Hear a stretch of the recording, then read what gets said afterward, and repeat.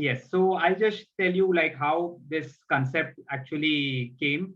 Entrepreneurship was something that was always there in the mind because I had seen my father and the family business being taken care of, being in dry fruits, being in wholesale, and they were always there to probably understand the commodities, understand what the quality is, understand what the need of the market is. But when I was doing my MBA, we were seeing a major shift that was coming in branding, that was coming in packaging.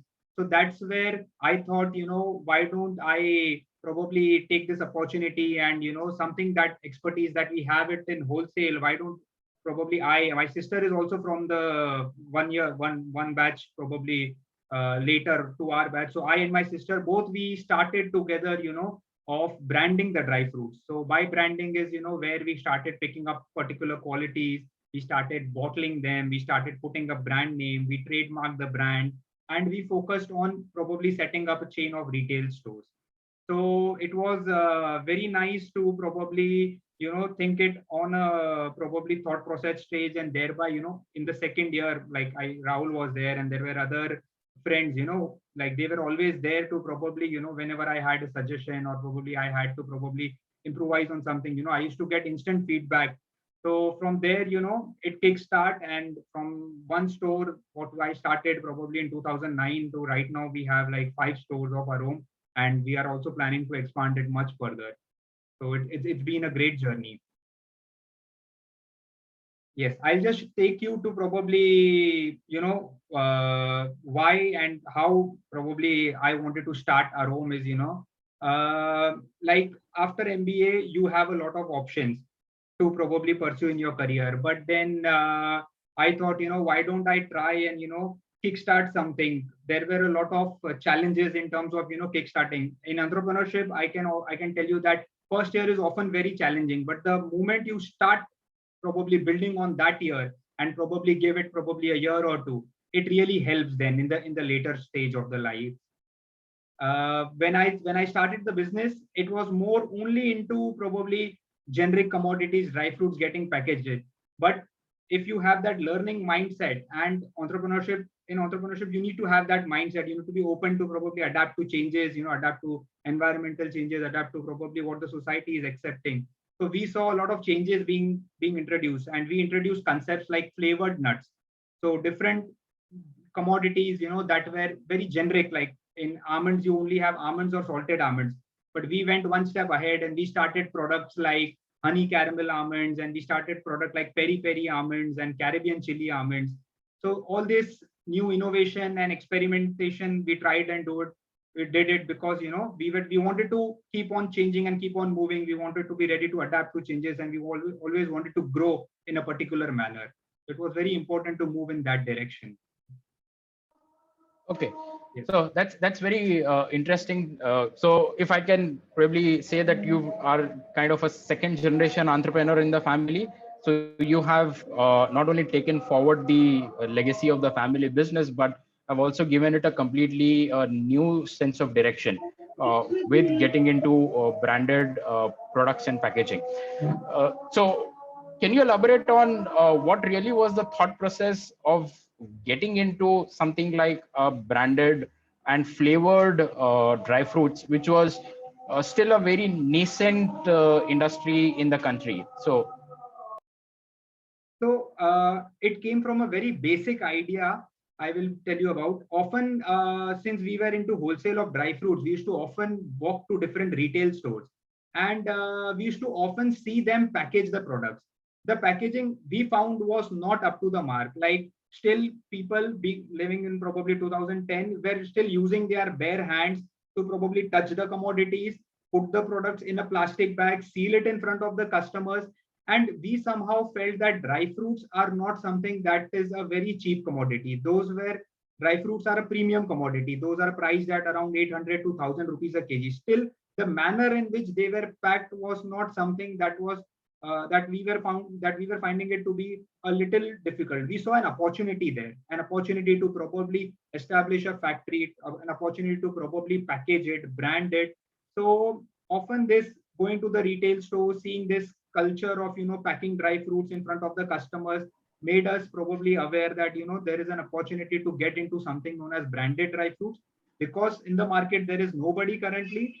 And also what happened is, once the customer, they see the finished product, they often believe, and they often want to know probably through the stores, or probably how this is done back end. Once they find that satisfactory level, hygienic level, they are often very much attached to the brand and the product.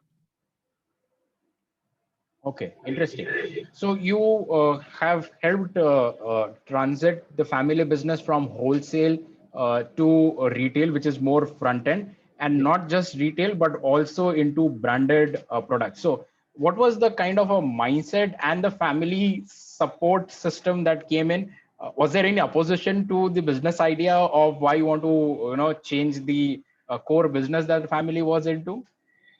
Luckily for me, it was all support, because the concept was loved by all. So everybody, had this support.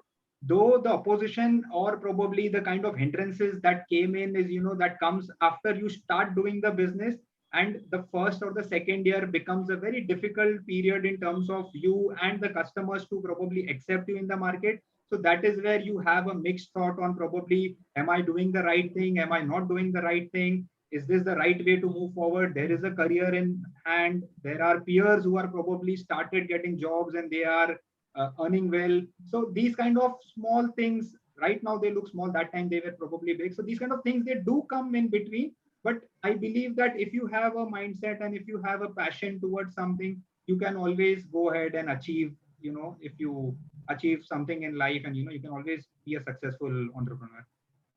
Okay, very interesting. So what were the, as you said, the initial year or two were something that was one of the most challenging period. So if you can highlight maybe two or three biggest challenges that you faced during that particular period of time. Yes, the probably the couple of challenges which, like personally, which I was facing was, first was, the acceptance, because coming into branded packaging, obviously there were costs that were attached to it, and being commodities, what was happening is there were price points that customers were perceiving it, to be a little premium, to be a little expensive. So customers were walking to the store, they were interacting with me personally, giving me feedback personally, and they were taking a very small quantity. We were not seeing huge sales happening initially. And as a result, you start probably looking at whether I am doing the right concept or I'm not doing the right concept. But then once we saw probably seasons coming in, so for us, it still becomes a very big period when there are marriage gifting happenings, when there are Diwali gifts that are going around, when there are other kind of corporate gifting like Diwali. So we saw huge businesses in turn, huge people getting our products in hand, trying out the product, coming back to us year on year. All these difficulties then probably became easier. Another challenge that probably initially we faced was, handling in terms of, the kind of, the store management, the manpower, the branding, the marketing. So initially all these things, which we tried to learn, probably, being in the store, looking at one thing, trying out something, maybe not working, trying out the other thing, maybe that is working. So these challenges were there initially to understand what probably direction or what USP or what positioning of the brand we need to have. So it made us much clearer, and we moved in the right direction thereon. Okay. Okay. So if I can probably look back, you said manpower and pricing points were something of the key challenge, because you had to change the mindset of the people from a very generic product to a branded product. Yes. So how much time did that transition really take, and when did you see that okay, things are taking off now? Yes. So when we started off in 2009, it took almost till 2012 was something wherein we were facing challenges in terms of pricing and in terms of, so you can expect probably the initial 2 to 3 years of challenge being there in terms of customers accepting the brand, customers accepting the product as it is, customers appreciating the packaging. Because if you see our packaging also, it's a utility packaging. Like dry fruits, even if you buy it outside, you have to come home, store it in an airtight container. We are providing a ready airtight container, but still customers were not valuing that packaging initially. Right now, after 2012, wherein, people started experimenting or eating the products, trying out the products, becoming attached to the brand, is where we saw a shift that came in. And luckily, from 2016 to probably current year, I touch wood, like it's been growing at a good scale. Okay, okay. So the initial 5-year period was something of of quite a challenge. So how did you try to pull yourself together during these 5 years? What were your thinking process? What kept you going during these 5 years? Yes. So the initial 5 years, often what we used to do is we used to target down probably things in manner of, like, 3 months what we needed to achieve. Okay, So we used to break down scenarios. We used to anticipate sales. Like the first 2 years, you don't have any sales, so you don't know how much sales you are going to do. But then from the third or the fourth year, your backend data. You know what sales you had achieved in the previous year, and you had something as an objective to work around. So maybe we were anticipating growth percentages, we were anticipating where we were last year and where we want to be this year, and we were anticipating newer avenues also. So we got attached to probably somebody who is selling a car. We went to them and we told them that, why, if you're giving a car to somebody, why don't you give a small box of dry fruits as a gift? And they liked the concept, and these kind of new avenues also started opening up. So we saw shifts happening. We saw these kind of challenges being overcome, and breaking down into smaller targets, achieving year on year growth is what probably really motivated us. okay, okay. So that was very interesting point that you just made, where you tried to create a market where probably none existed. So as a dealer who's selling a car, why don't you gift dry fruits also along with? Okay, that's very interesting and innovative. So creating a market where probably none existed, or so to say, where dry fruit gifting may not have been the crux coming with a car. That's something very unusual. People would not want to think of, but that's really paid dividends for you. Yes. Okay, okay, interesting. So now moving from your initial phase of taking over, trying to understand the concept period, starting to see turnaround, maybe even repeat customers. When did you start to really think that, okay, now you can expand from one store to two and go on further? Yes. So often you are hit by bottlenecks, and there is where you realize that you have not achieved your growth parameters, or maybe the growth percentages where you wanted to be in the next year. That's where you start evaluating what next. So what next was something that was there in our mind. So in 2012, wherein we thought we are achieving growth from a particular store. Why don't we make one store into two and two into three and start looking at more avenues? That's where we started probably starting more stores. So retail is something that was very much that I had a very keen interest in. I knew that retail probably suffices for a particular area. Maybe it was getting difficult to look beyond a certain boundary. So getting to that other boundary, starting a store there is where we started with the expansion network. And automatically, what one store was doing, we saw the same thing is happening with the other store. We started three stores. After three stores, then we wanted to probably have an hold on the manufacturing unit. So we went ahead and we have even started the concept of franchising. So franchising is something that is Okay. really helped us as well. So right now we have two franchisees as well. Like the entire store management is taken care by them, and we are supplying the products to them. So it becomes like a partners to probably grow the brand around. Okay. So with every store, you had to go through the same grind, or were your learnings from store one came in handy to store two, and you saw faster pickup in subsequent stores? Yes, the movement happened in a particular way only, but whatever key learnings we understood from store one, we adapted that to store two. So the growth rate of store two was faster than probably store one, because we understood where our products now need to be positioned, who are our real customers, and where probably we want to probably be for that area. How we want to probably cater to that area in terms of deliveries, handling deliveries, in terms of sending courier, getting online right now. So we have understood that from each store, and the growth pattern improved in terms of store on store. But yes, you have to go through that same patience level at every store. Okay. Okay. So patience is the key here. Okay.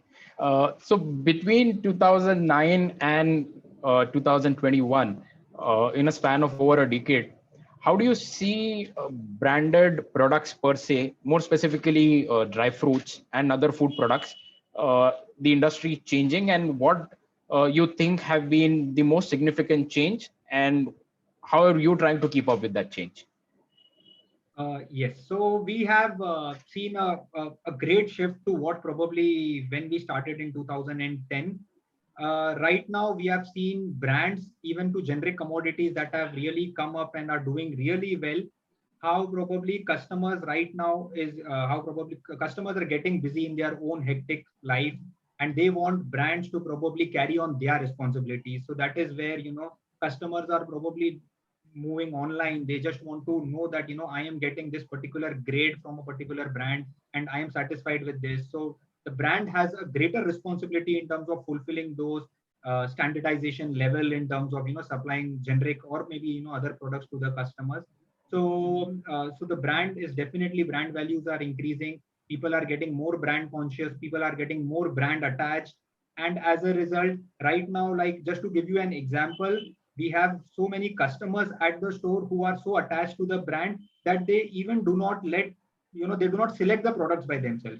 They just call up at the store. I know store managers who are attending them, and they just tell them that मुझे 1500 रुपए का basket चाहिए, products आप आपके हिसाब से डाल के आप भेज देना इनके घर पे. So that is the level of confidence that they have in the brand, and that is what we have not seen probably in the earlier years when we started the business. So people are getting brand attached and brand conscious, definitely. Okay.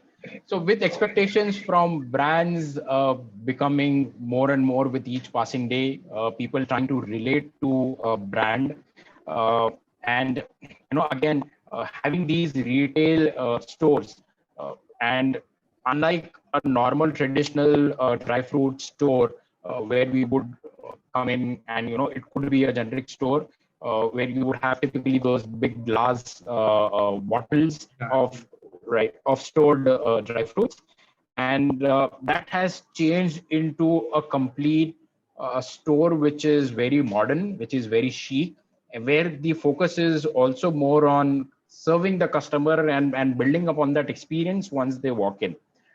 You may not necessarily see dry fruits all over in the traditional way, but then there has to be a sense of appeal. So how do you try and manage those expectations, because it also comes with a lot of cost? So how do you try and strike a balance somewhere? Yes. So most of it is through customer feedback is what we get. Whatever feedback, like, we get it from the customers. Feedback is something that we really value it. And whatever feedback that we get, we have a system backend at the stores that, feedbacks are directly, probably entered. And, we have a system, an MIS, wherein we get those feedbacks from the customers.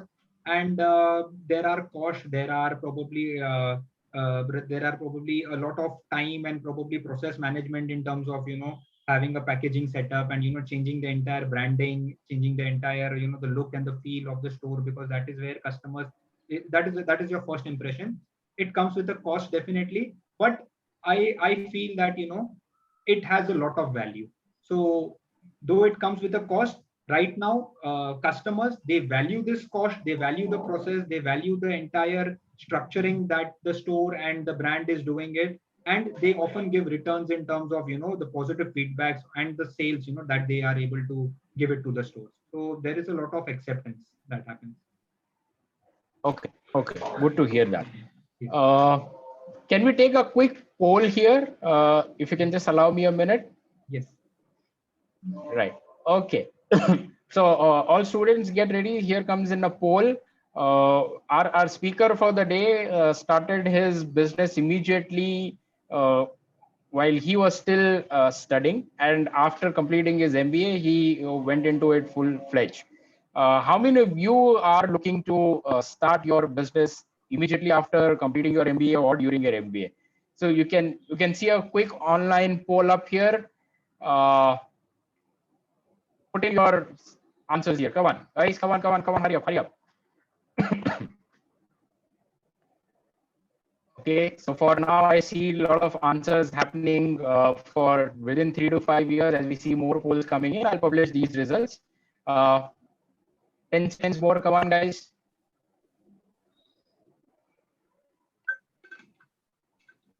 Okay. So I see a good mix of people saying they want to start something within 3 to 5 years, and there is a chunk which is they are not very sure when that could be. Okay. So any queries on this at this point in time from anybody? Any queries on this at this point in time from anybody? Yes, Walid. Please keep your questions focused to the discussion that we have had and keep it short. Thanks. Yes, yes. So I wanted to ask about how do you like go about the competition? I guess Rosta is a good competition, right?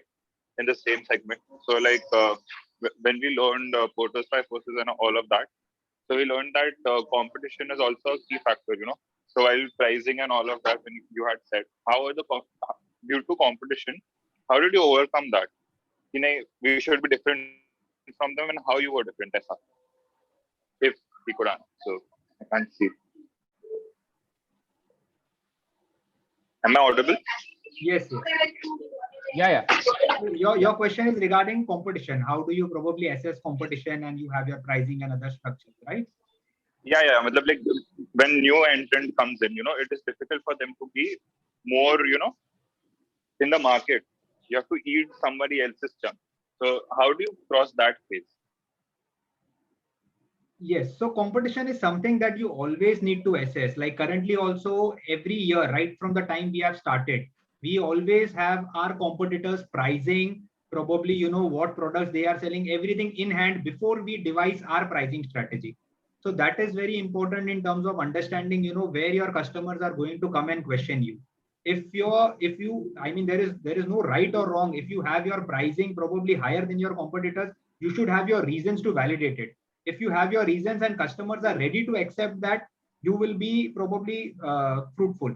If not, they will give you the feedback that, I mean, we find probably there is no difference in terms of, you know, that, and you then probably try to probably change your pricing strategy. So it is something that is a learning curve that you keep on learning, but you cannot ignore competition. You always have to be there in the market. You have to understand probably where your customers are going and how probably you can probably try and get them to your probably business. So it is very important to assess that. Okay. Walid, you can raise your next question later on. Walid, you can raise your next question later on. Thanks. Okay. Jiten, continuing with our discussion. So how do you value or see customer experience management in today's time? You said you spend in backend MIS. So how do you try and keep a track of repeat customers, their feedback? How do you try to overcome and keep on developing new products or services for that matter? Yes. So I'll just divide this into probably two parts. First is, you know, how do I manage customer relationship? So back in 2015, we used to get often feedbacks from the customers that now we are attached to the brand, but we are not getting any discount. How do you give me discount and make me your loyal customers? So this was something that was a very common question that was coming in, for, you know, after people started getting attached to the brand. They started coming more often, and this was a question that they were asking. That's where, as a team, like right now, like I had some people on board who used to take care of marketing. We got together and we developed customer relationship management. So it's a backend tool, an integrated tool, which is right now readily available in the market. A lot of people can utilize that tool. There are companies who are specializing in CRM techniques, and we introduced that at our store, wherein every purchase the customer is getting some benefit. So even though that question was coming from probably 20% of the customers, we started having customer relationship management from 2015, wherein every purchase, they start getting a message that you have purchased 1,000 rupees, you have got 30 rupees in your wallet back. You can utilize this in your next purchase. They used to come back again for utilizing that 30 and in a way spend probably 500 more. We saw that growing. So these kind of tools which came onto the market, in fact, with these tools, we went one step ahead and we often did feedback surveys also. We often did improvement surveys also, and customers were happy to give in their opinions. So this is very important in today's world. You know, we have to make use of technology and we have to make use of these kind of MIS systems and understand that there are tools that are available in the market, and it gives a lot of business making decisions very insightful knowledge about making decisions. Okay, okay. Thanks. Yes. Thank you, Jit. So, I want you guys to please focus on the two answers that he is given here. Both of them have a very strong factor of keeping ear to the ground, always speaking to the customer, knowing what exactly is happening in the market, whether it is regards to your competitor or whether it is with regards to your customer. You can't keep operating in a silo. You have to have your ear to the ground. So that's a very important message that he has to share here. Uh, Now, earlier when we spoke, you said retail being can only serve a particular area, and which is why the need for multiple stores. But in today's time, with e-commerce taking kind of not exactly a precedence, but a substantial growth. So, how do you try and manage your omni-channel presence, if any? So, are you available on any of these e-commerce platforms Yes. also? So what we have tried to do is we have tried to build in our own website, and rather than probably getting in on e-commerce, wherein you probably try and compete with the others, our idea was to probably build traffic to our own website. So we have over the past 2 years since lockdown has started, we have given our focus on marketing. We have given a focus on probably marketing it through probably online, making our customers reach out to probably our website, and we have seen huge growth there as well. So online is something that is going to grow in the probably in years to come, probably in near future as well. And a lot of focus on online has to be there. Okay, okay.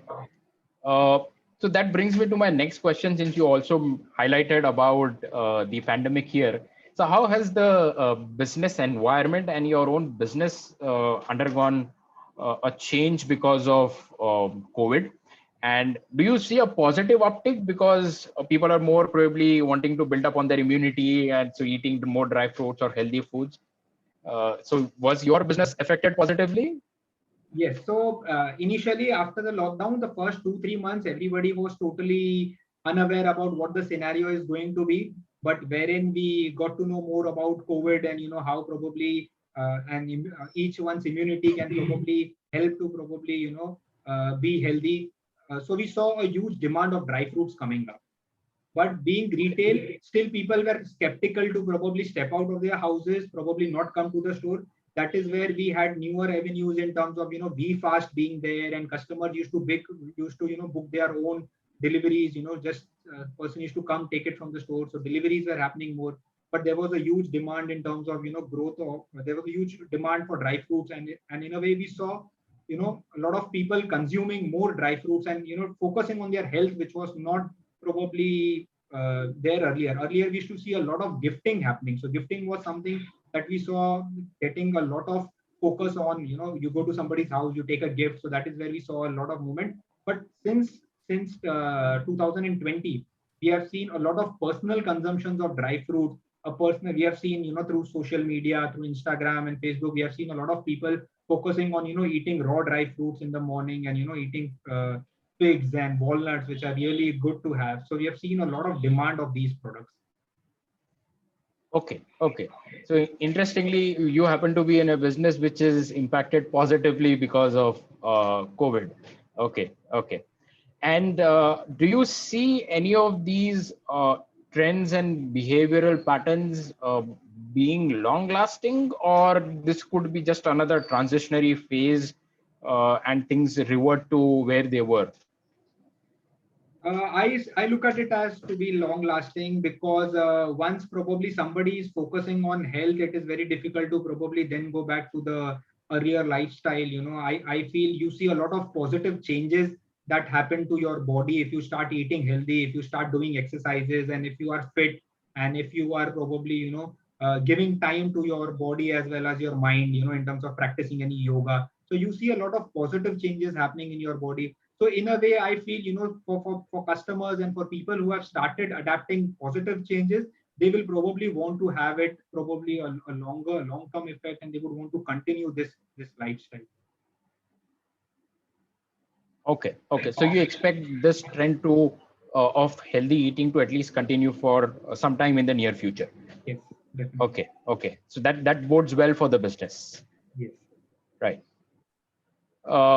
So taking the discussion back to where you said you look out for, or you have also started the franchisee model now.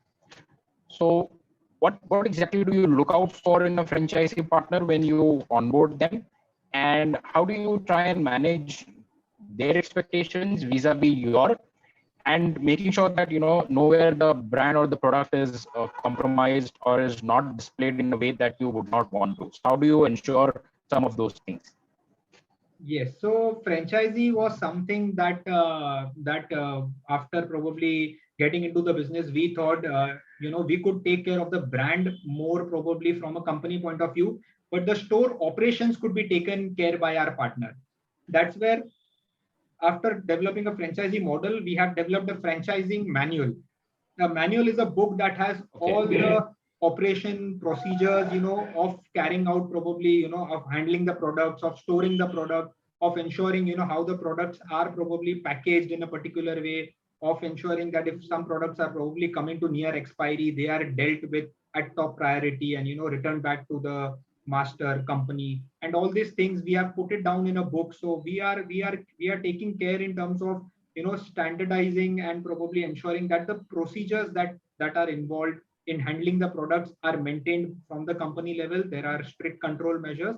However, the store operation in terms of educating and training the store managers, they are taken care at the store level, and in a way the brand is available to a greater audience. In a way the brand is available at newer cities. So that is where coming back to probably where you said how do you identify where you want to start is where we look for probably places where there is a greater demand. Like even at being at Bombay, we come to know that there are quite a lot of orders that we have done for probably Hyderabad or probably cities like Nagpur. So we come to know that there is an audience that is accepting these products in that city. So we identify a partner and we want to establish a relationship in terms that they are able to carry out all the procedures that are mentioned in the manual in a most efficient way.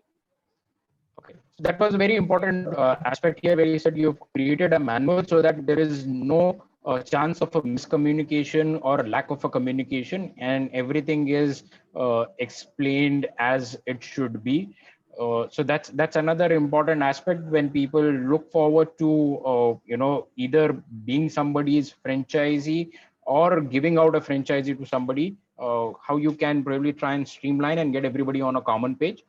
So have a common ready-made manual, so to say, available. Okay, that was a very smart move, I thought. So now moving on to broadly the entrepreneurship side, and in today's day and time where most people look for a business which is either driven by tech or is into the business of tech. What would you want to say to people wanting to look out for business opportunities outside the tech space? And since you happen to be in one of those space, so what would be your points for people to look forward to? What should they really look forward as trigger that, okay, there could be an opportunity here? Or Yes, so I feel that of all the entrepreneurs who have started business, opportunity is the biggest word for them. If you feel there is an opportunity, be it tech related or probably non-tech related, and if you have the passion to probably start that, if you have the energy that comes from within to start that, I mean, kickstart it. There is no looking forward. Things will fall into place. The only thing is, yes, you should have technology to support your business, but passion is something that you should have it from within. If you feel an opportunity that is there, I mean, there is no barrier as such that technology will not be probably, will come as an hindrance or something. It will always be probably a support function to your business. But there are a lot of avenues in the outside world, be it retail or probably, even if you look at other things also. I feel even in wholesale also, I have seen a lot of entrepreneurs coming in. Wholesale is something that is still a very unorganized market. But I have seen people who are age 30 and coming out of college, and they have really tried to import containers online, and they have tried to change the norm, directly probably import containers of dry fruits online, and supply it to the whole of India. So we have seen some these kind of newer trends also coming in the market. Okay, okay. So at this moment, if you can allow me, Jiten, I would like to conduct the second poll here on the scope or the interest level of people for the business. Right. So your poll comes up. You have 30 seconds. Please answer fast.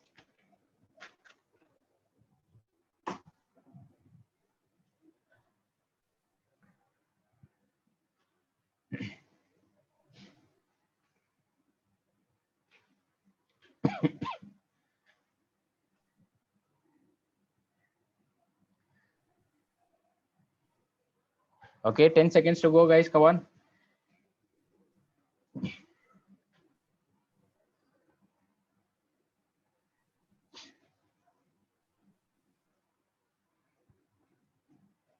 Okay. So 3/5 of them want to start a traditional business with a modern twist.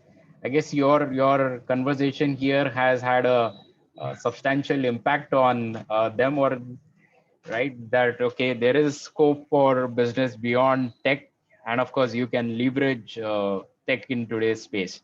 Yes. Okay, I guess our job of having this session is partly achieved, so we can open avenues beyond that. Okay, so coming to your core of entrepreneurship, so people generally look for areas, either if that matches with their skill sets, which would be core education or family business, as in your case, or something which where they are very strongly driven or focused, or where they may see an opportunity lying. So in your case, purely out of your own learning, what aspects of your family's background as well as your core education was really supportive in your journey till now, and or if there were any additional factors also that were at play? Yes. So, from a family background, I mean, the biggest advantage that we had is, right from childhood, we were given this authority to take decisions. So, decision making was something that was really inculcated as a child to me, that, you have to take decisions, be it probably a right decision or a wrong decision, that is okay. But if you learn the art of, taking decisions and taking a step, taking a stand for things, moving in a particular direction, you achieve something in life. And even if you do not probably get to the last motive, or the aim, you still get a lot of learning through that process. So this is something that was inculcated to me from a family point of view. Starting with the business, we had the expertise of dry fruit. So when I started the business, I didn't know probably which almond is good and which cashew is good. So it was through the expertise of the family, that really went ahead and did a lot of purchasing in terms of what we want to give it to our customers. And thereby, after some getting into the business, I understood what is the quality aspect and everything. So all these things were there that were really motivating me. What really helped me is, I can tell you, being in management, whatever management concepts we were probably hearing of, because I was in my second year. So whatever concepts we were probably trying to understand it at college level, I was trying to probably take those concepts and probably evaluate my business out of it. So we do simple SWOT analysis. So I used to do a SWOT analysis of my business, and I used to understand where the strength is, where the weakness is, where probably we see an opportunity, and things like that. Probably after my second year, third year, when we had data of the previous year, I used to do a lot of budgeting. I used to do my cash flow statements. So these kind of things that probably I learned is, it gave me more insight in terms of, understanding concepts, and probably, building on, what we were doing and where we want to go. These kind of concepts really helped me to grow personally. Okay, okay. So the family background into dry fruits really helped, and of course the learnings as part of your MBA program also came in handy. And while some of them were looking at only learning from, we actually went ahead and implemented some of those concepts right then and there and tried to evaluate their effectiveness. Okay. Another important aspect here is, as an entrepreneur, you just can't focus on one silo or an aspect of your business. You have to also start looking at every possible avenue. Unless you have supportive hands to you, that's a different story. Otherwise, you'll have to be well versed with everything. So, whether you're a marketing student, or a finance student, you have to look out for everything around. Okay, so that brings me to another aspect which is very often overlooked, uh, is the workforce management from an entrepreneur's perspective. So typically, I've seen, I may be wrong, where people tend to be, very much passionate about their idea or the solution that they have to provide, but tend to ignore or overlook all other aspects of running and managing a business. So if you can, share some insights on what were your learnings and what has really helped you and what probably didn't help you. Right. So I believe any person has to be a people's man, even if it's an entrepreneur or if somebody, I was carrying out the business, I wanted to have store managers, I wanted to have people who used to do packaging. I used to have a lot of employees, until and unless probably an entrepreneur or the owner does not connect with them, or, do not find, what motivates them, or probably to work better, or, work in a particular manner, because we are in the service industry. We don't want to probably overlook the service aspect as well. So that is where I understood that we have to manage the workforce in the most efficient manner. There were hindrances in terms of people used to join the store and they used to work for 2 months and they used to go. But I saw that that even that is an aspect wherein everybody has to learn and has to motivate their employees to probably be there for the store, be there for the service. And that is where you start developing your HR skills, wherein, like, when I started off, the store managers used to just have their basic salary. We started giving them, performance based salary. So they were more inclined towards increasing their performances and more inclined towards generating more sales, more give better services. I used to get feedback and I used to value their growth potentials and other things, in terms of handling the entire workforce and handling the entire manpower.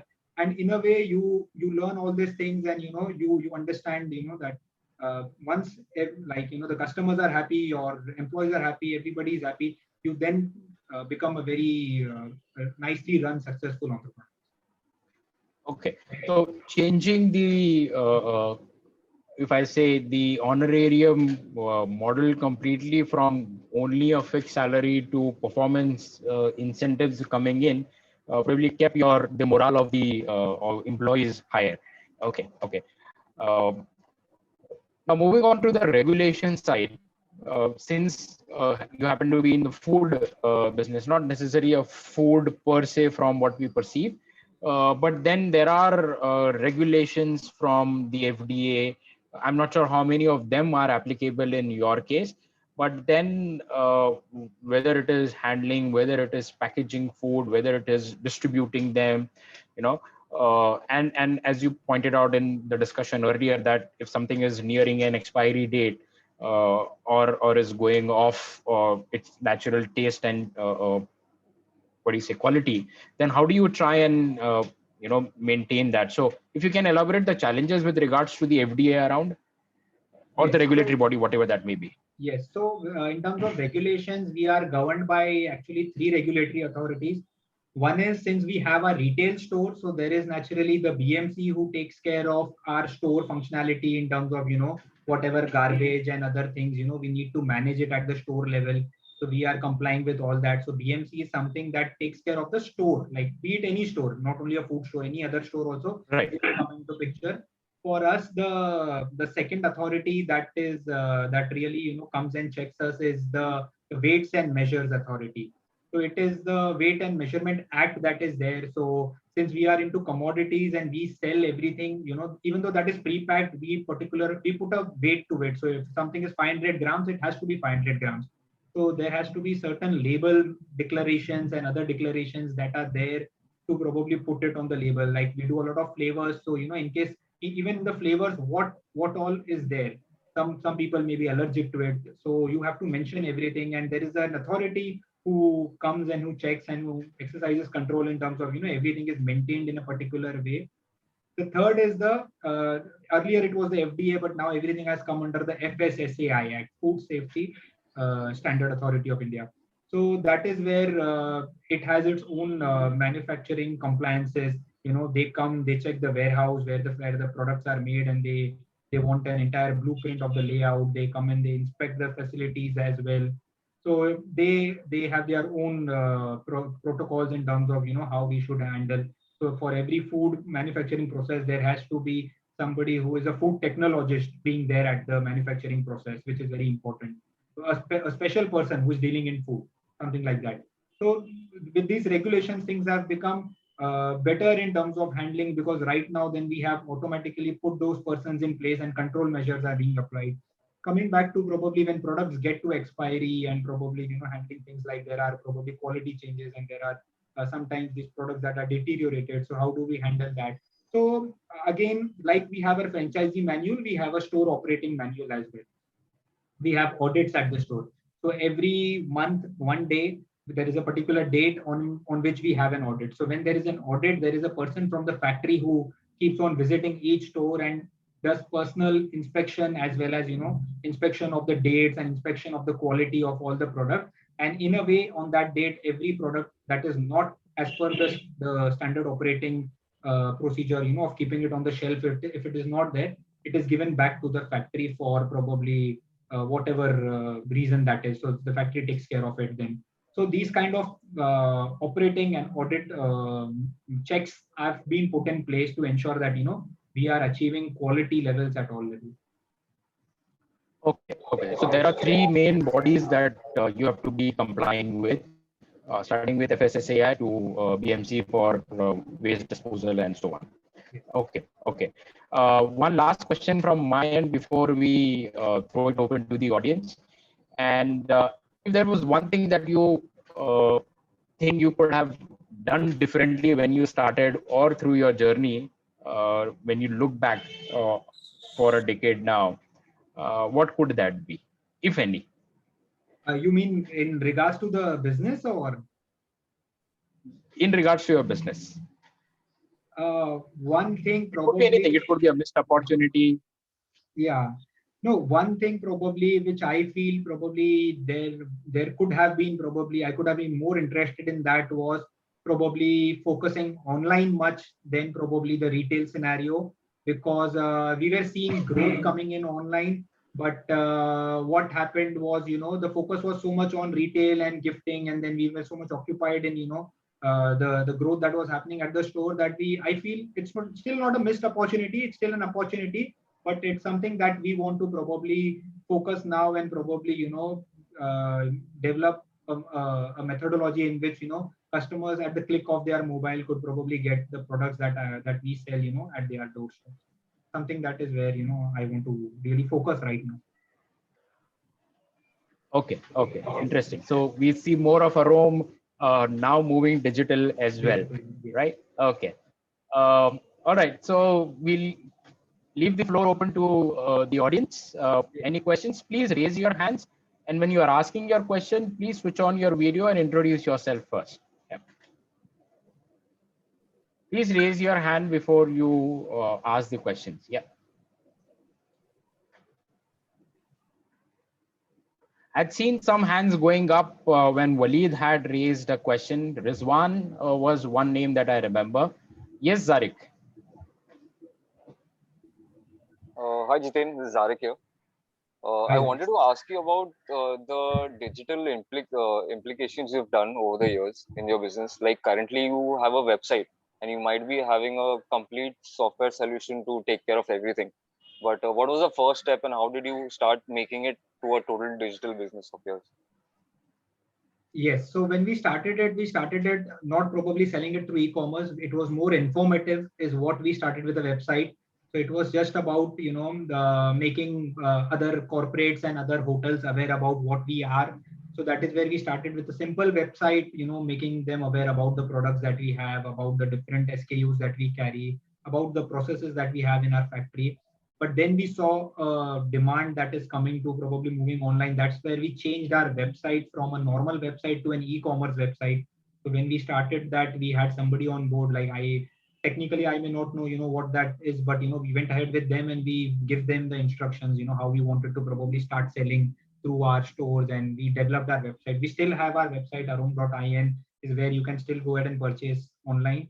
But right from there, over the last 3 years, we have heavily looked forward to market it digitally in terms of Instagram and Facebook. That is where we see a lot of people coming to our website, and that is where we see a lot of inquiries happening. So we have got good inquiries coming through Instagram, wherein we have done, I think, marriage orders of around 500 boxes and 1,000 boxes just by a query through Instagram. So this is where we see growth of digital marketing coming into picture. Right. And have you been using a software solution or something for your, production, your supplies, your sales, and to, maintain the whole business process? Yes, we do have, like at retail, we do have a software that takes care of the billing and everything. So there are reports and there are analysis that we do out of that. Backend through website, there is another software that takes care of online understanding, because through online, it's more of email marketing that we do. And in stores, there is more of mobile marketing that we do. So we send customers SMSs and WhatsApp messages, to ensure that, whatever offers or new promotions we are doing, they come back to the store.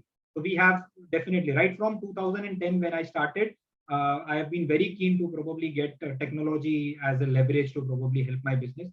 Software is something that we have really focused on. We keep on changing softwares as well. All right. Thank you so much, and all the best, Jiten, for the future. Thank you. Thank you. Arkamuddin? Yes, sir. Hello. I am Arham here. Hello. Sir, I wanted to ask that at the time of starting in 2009, how did you manage the part of capital investments? Did you have, or you needed capital investment to start the business, right? So how did you manage that part? Yes. So for me, the capital investment part does come into picture because we were always there in wholesale. So we always had a certain credit limit to probably selling the product. In terms of capital investment, I may not be able to tell you, how much capital we did invest, but it like to start any business, whatever capital you need, you can start it at a very small scale and it eventually grows bigger. So that risk of capital investment is something that needs to be taken, assessed, and there will be capital infusion that needs on probably after every 2 or 3 years as well to grow the business. Capital is something. Hello.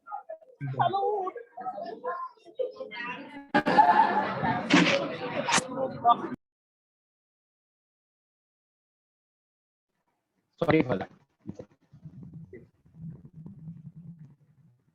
Arkham, I hope that addresses your query. Yes, sir. Last one thing. Can you advise us like something if you wanted to start a business? So a piece of advice for us. I always tell keep your eyes and ears open, look for an opportunity. If you think one thing that can be done in a more simpler manner through a medium, take that as a business opportunity. Right now, if you see anything, there were a lot of problems of drivers. Rickshaws were telling no, Ola started and it is a big hit. We wanted to send parcels to somebody, right now, as a business unit, we were finding it difficult to hire trucks, tempos to probably send goods from one place to another. Porter as an app came in and helped that medium. So wherever you feel there is an opportunity that could make the work go simpler, I think you can take that as an opportunity and go ahead. So as you said this, Arkham, you'll have to stop here. We'll have sir. to come back to others also for the opportunity. Vaibhav, and then Safina. Hello, sir. Hi. Sir, just wanted to know about the procurement process, because most of the dry fruits changes are happened due to the climate effects. So how do you manage about it? So the procurement happens in a very systematic manner.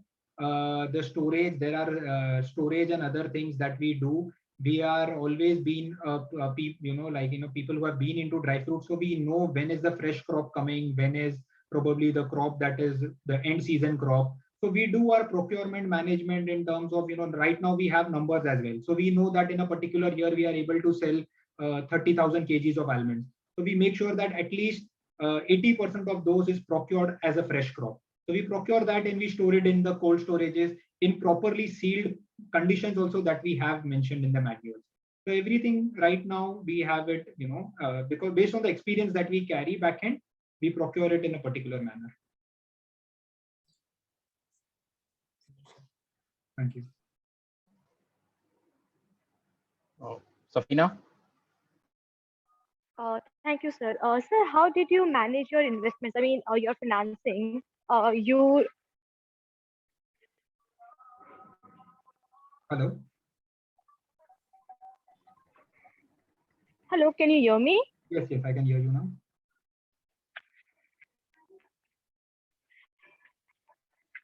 So did you ask? I'm sorry, the voice is breaking, I think. Safina, we are losing you. Maybe if we can just type your question here in the chat, we can pick it up from there. Meanwhile, anybody else has a question here? Abhay? Vikram?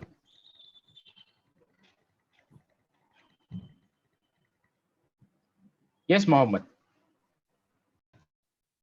Hi, Jitin. Was there any time in the in your in the last 10 years where you incurred a loss that made you think that you should shut down the business? And if there was, then how did you overcome it? Yes, so the like any business cycle probably goes through losses and then probably comes to profits. I feel is what the business cycle is all about. That's a cycle. So initially, the first 2-3 years is where there were a lot of kind of mixed reviews about where we want to probably take this business forward.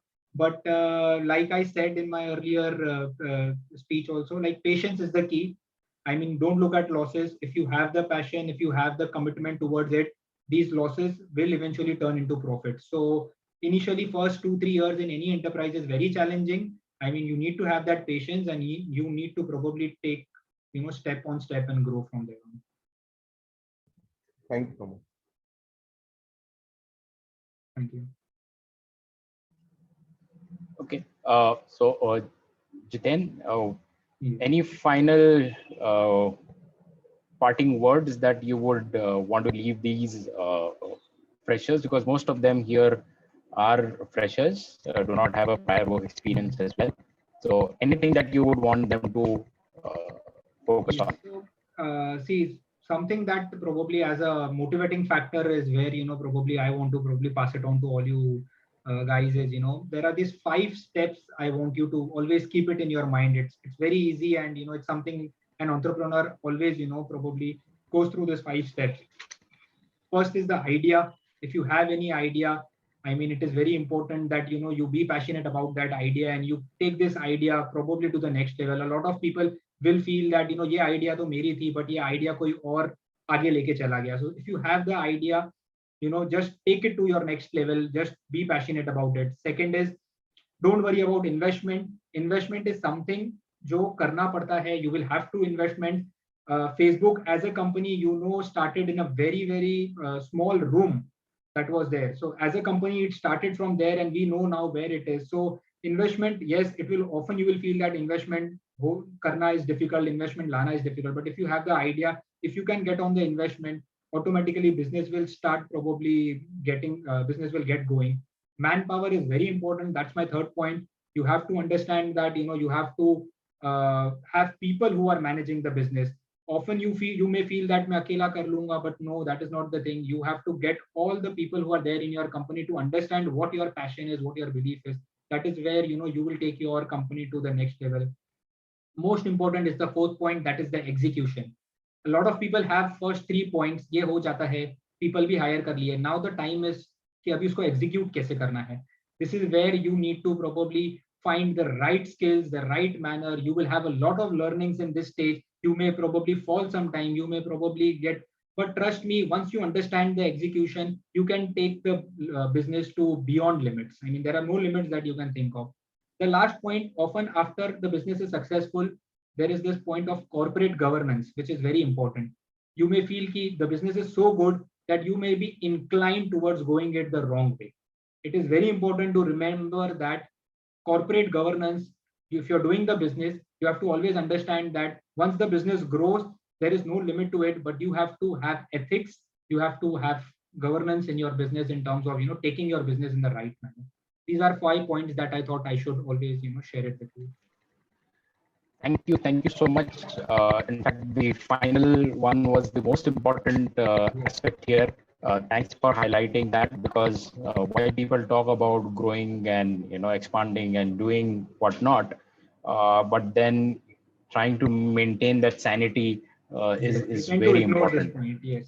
Yes, it's often ignored and considered only after a certain level where you have grown, but then it never happens. So thank you so much, Jiten. It was a wonderful session, a pleasure to host you.